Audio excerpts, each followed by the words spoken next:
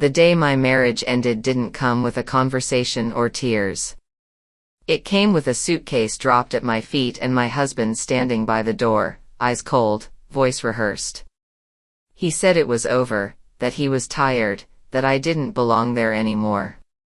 I tried to ask why, tried to remind him of the years we'd built together, but he wouldn't meet my gaze. Behind him, his mother watched from the hallway, arms crossed, lips tight with satisfaction. I had always known she disliked me, but I never imagined she would witness my humiliation so calmly. I was told to take only what was mine. When I hesitated, still in shock, my mother-in-law stormed forward and hurled a torn handbag at my chest. It fell open on the floor, spilling nothing but dust. She shouted, "Take your trash." Neighbors' doors were closed, the world suddenly silent. My husband turned away as if I were already erased. With shaking hands, I picked up the broken bag and walked out, feeling stripped of dignity, love, and home in a single moment.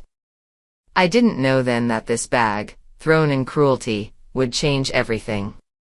I didn't open the bag right away. I wandered the streets for hours, numb, replaying every insult, every cold glance, wondering how my life had collapsed so fast. The bag felt heavier than it looked, the torn lining brushing against my fingers. Eventually, exhaustion drove me to a cheap motel on the edge of town. Under the harsh yellow light, I finally looked inside. Instead of trash, I found neatly folded documents and a small leather folder. My heart raced as I pulled them out. Bank statements stared back at me, numbers so large I thought I was misreading them. A savings account in my name, holding $500,000. My breath caught. Beneath it was a property deed. I read it again and again, my hands trembling. The house. Our house. My name alone printed clearly. Confusion overwhelmed shock. Why would she throw this at me? Was it a mistake, or something darker? That night, sleep never came. I sat on the bed until morning, realizing the woman who despised me had unknowingly handed me power, or perhaps revealed a secret meant to stay buried. The next day, I went to the bank, half expecting someone to laugh and tell me it was all a misunderstanding. But the teller smiled politely and confirmed everything. The account was real. Fully accessible. Mine. My knees nearly gave out. From there, I visited a lawyer, clutching the deed like a lifeline. He examined it carefully, eyebrows lifting in surprise. It was legitimate. The house had been transferred to me months ago. My husband's signature was there. I felt sick. He had planned this, or been forced into it. Questions piled up faster than answers. When I returned to the motel, my phone buzzed non-stop with missed calls from my husband. His messages shifted from anger to panic. He demanded I return the documents. He claimed it was all a mistake. But his fear told me otherwise. For the first time since being thrown out, I felt something new rising inside me. Not revenge. Clarity. I decided I wouldn't run anymore. I would understand what had been done to me, and why. I went back to the house while they were gone.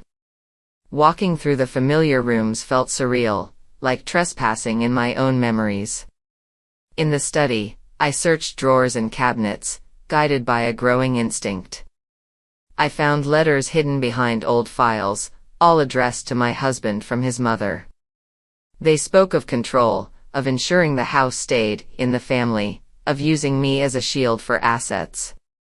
The savings account, I realized, was a protective move. My husband had feared his mother's manipulations and placed everything in my name, trusting me more than her. The irony burned. She had spent years belittling me, never knowing I legally held what she coveted most. When they returned and found me there, chaos erupted. My mother-in-law screamed, accusing me of theft. My husband looked broken, begging me to fix things. But the truth was out. I told them I knew everything.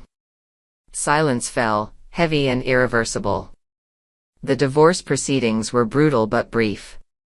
Legally, there was little they could do. The house was mine. The money was mine. My mother-in-law tried intimidation, then tears, then threats. None worked. My husband apologized endlessly, claiming he loved me but had been too weak to stand up to her. I listened without responding. Love without courage had already cost me enough.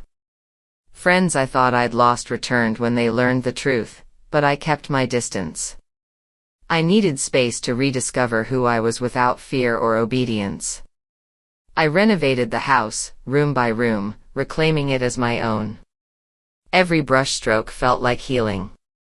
The broken bag sat in the corner of my bedroom, a reminder of how cruelty can backfire. As months passed, I began rebuilding my life with intention. I invested wisely, started a small business I had always dreamed of but was discouraged from pursuing. It thrived faster than I imagined. Confidence replaced doubt.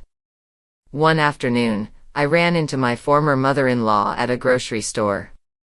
She looked smaller somehow, her sharpness dulled by defeat. She avoided my eyes. I realized then that her power had always depended on my silence. Without it, she was just a bitter woman with regrets. That realization freed me more than the money ever could. My ex-husband tried one last time to reconcile. He said the house felt empty without me, that his mother had ruined everything.